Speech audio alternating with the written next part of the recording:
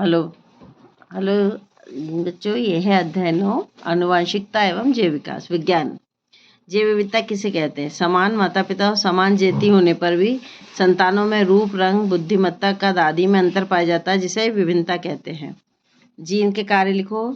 पहला, जीन के द्वारा आरएनए का निर्माण होता है और ये कोशिका में प्रोटीन के निर्माण में सहायक होता है। तीसरा, मेंडल के प्रयोग द्वारा कैसे ज्ञात हुआ कि लक्षण प्रभावी होंगे या अप्रभावी? मेंडल ने अपने प्रयोग में देखा कि संकरण करने पर कुछ गुण प्रदर्शित होते हैं तथा कुछ गुण छिप जाते हैं। जो गुण प्रदर्शित होते हैं वे प्रभावी तथा जो गुण छिप जाते हैं वे अप्रभावी होते हैं। मेंडल का पृथक्करण का नियम लिखो। जब युग्मकों के निर्माण के समय दो एलीलीय जोड़े पृथक पृथक हो जाते हैं और एक युग्मक में एक ही जोड़ा जाता है तो इसे पृथक्करण का नियम कहते हैं। मेंडल के प्रभाविता का नियम समझाइए। जब विपरीत लक्षणों के एक जोड़े को ध्यान में रखकर क्रॉस कराया जाता है तो पहली पीढ़ी में केवल प्रभावी गुण दिखाई देते हैं। गुणों की ये प्रवृत्ति प्रभाविता तथा ये नियम प्रभाविता का नियम कहलाता है। आनुवंशिकता क्या है? आनुवंशिक लक्षण किन्हें कहते हैं?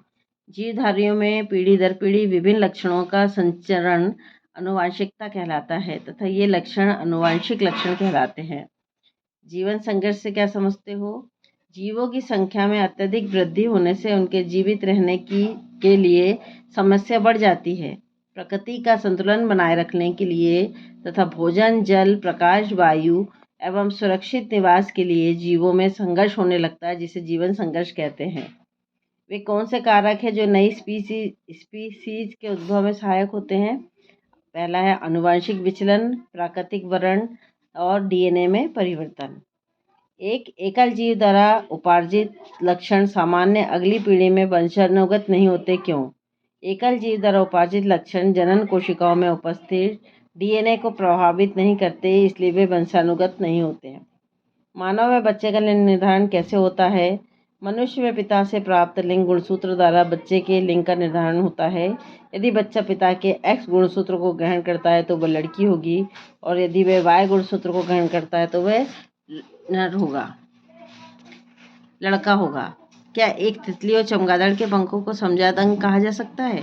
नहीं, क्योंकि चमगादड़ के पंख मुख्यतः उसकी दीर्घित अंगुली के मध्य की त्वचा के फैलाव से बनते हैं, जबकि तितली के पंख त्वचा के झिल्ली नुमा विस्तारों के रूप में बने रहते हैं तथा खोखली नलिका रूपी सिराओं द्वारा तने रहते हैं। वास्तव में ये समरूप अंग हैं। समजात और समवृत्ति अंग में अंतर लिखो। समजात अंगों की उत्पत्ति समान होती है, समवृत्ति अंगों की उत्पत्ति भिन्न भिन्न होती है। समजात अंगों की संरचना समान होती है, समवृत्ति अंगों की संरचना भिन्न भिन्न होती है। समजात अंगों के कार्य भिन्न भिन्न होते हैं, समवृत्ति अंगों के कार्य एक जैसा कार्य करते हैं। Thank you.